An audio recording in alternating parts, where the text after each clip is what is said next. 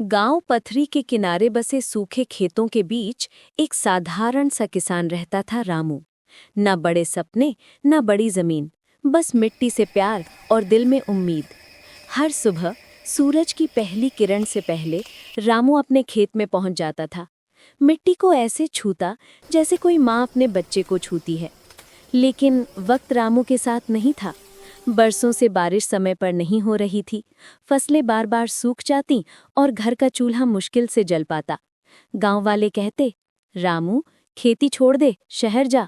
लेकिन रामू मुस्कुराकर जवाब देता, धरती माँ कभी अपने बच्चे को खाली हाथ नहीं भेजेगी। कहानी सुनाने वाला बताता है कि रामू की मुस्कान के पीछे संघर्ष छिपा था।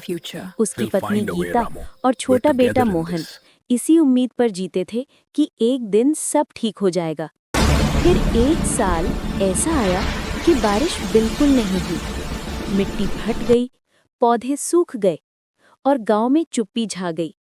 लेकिन रामू ने हार नहीं मानी।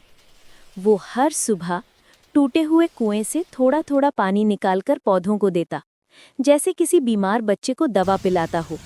और फिर एक दिन रामू के मन में एक विचार आया।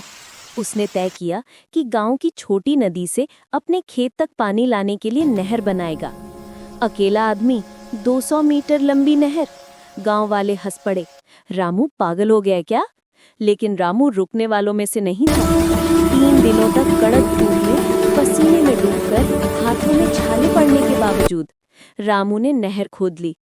और जब पहली बार नदी का पानी उसके सूखे खेत में पहुंचा, रामू की आंखों से आंसू बह निकले।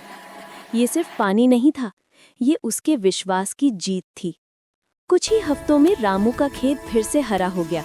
जहां पूरा गांव सूखी मिट्टी से परेशान था, वहीं रामू का खेत लहलहा रहा था। गांव का मुखिया भी आया और पूछा, तूने ये कैसे किया? रामू मुस्कुराया और बोला, धरती माँ को प्यार दोगे तो वो दोगुना लौट आएगी। फसल कटने का समय आया। रामू की उपज पूरे गांव से दोगुनी थी। उसने कर्ज चुकाया, घरेलू जरूरतें पूरी की और फिर गांव के सभी किसानों को एक जगह बुलाया। रामू ने कहा, अगर हम सब मिलकर काम करेंगे तो नदी का पानी पूरे गांव तक आ सकता है। इस बार कोई नहीं हंसा।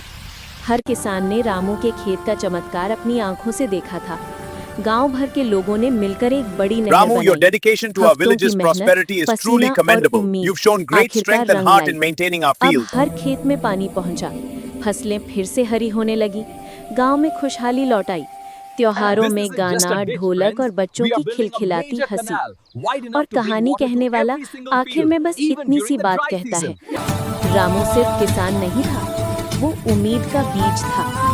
उसने ये साबित कर दिया कि मेहनत, विश्वास और थोड़ा सा साहस सूखी धरती को भी सोना उगा सकते हैं। आज भी जब गांव में कोई नया किसान हार मानने लगता है तो बुजुर्ग उसे एक ही बात कहते हैं, रामू की नहर याद रखो। जब इंसान ठान ले तो मिट्टी भी चमत्कार कर देती है।